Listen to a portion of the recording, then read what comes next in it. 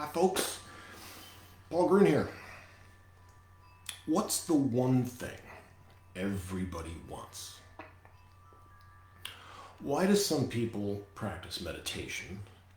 Some religion, some seek money, some pleasure, some power, and sorry to say, some drugs. Deep down, they're all looking for one thing: happiness. They want to live with peace, with confidence, and with joy. And that could be distilled down to a single word: happiness. I've read a number of books on happiness. I ran across one shortly after it came out about 7 years ago.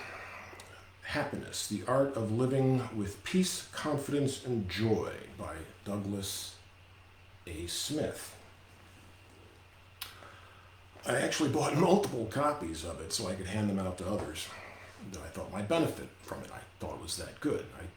I've done that with another book, one called Crucial Conversations.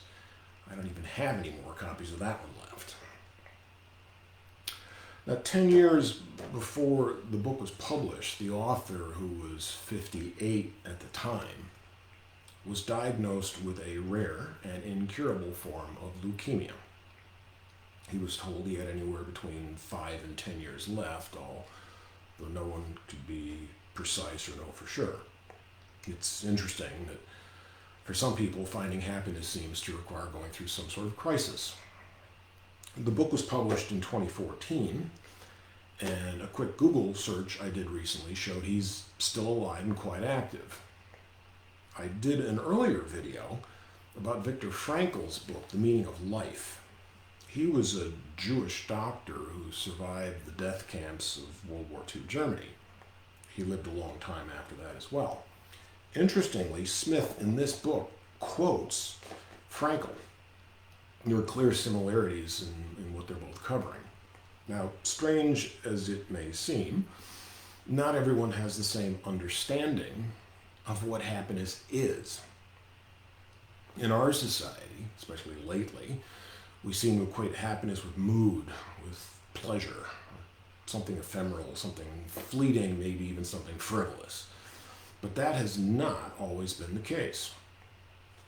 More than 2,000 years ago, Aristotle said happiness is the meaning and the purpose of life, but granted, it's all up to the translation of words. But the founders of our country talked about the pursuit of happiness. Do you think they really meant the pursuit of pleasure? Pleasure is not synonymous with happiness. You won't find happiness through pleasure.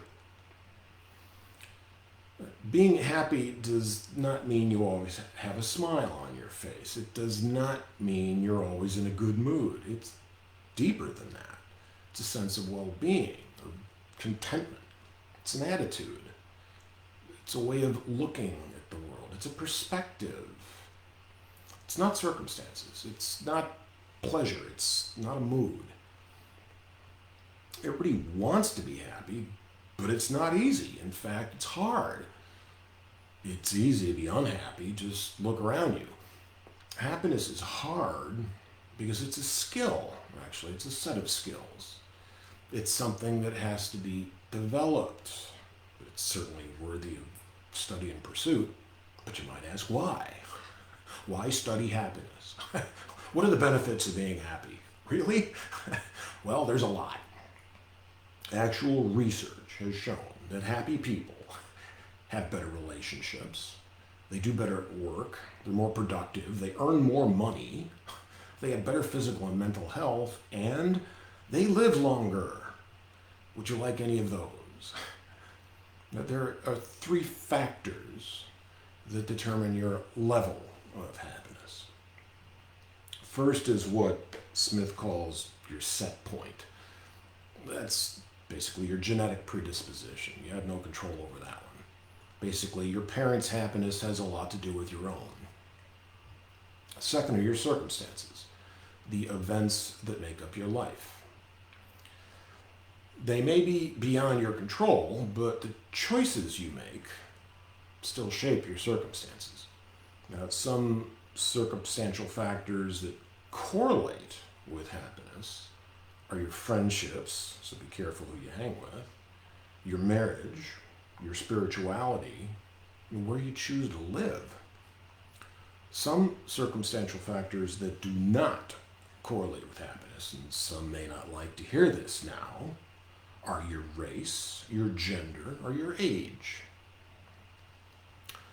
Third are your voluntary choices, how you choose to perceive your past, how you anticipate the future, and how you live in the present.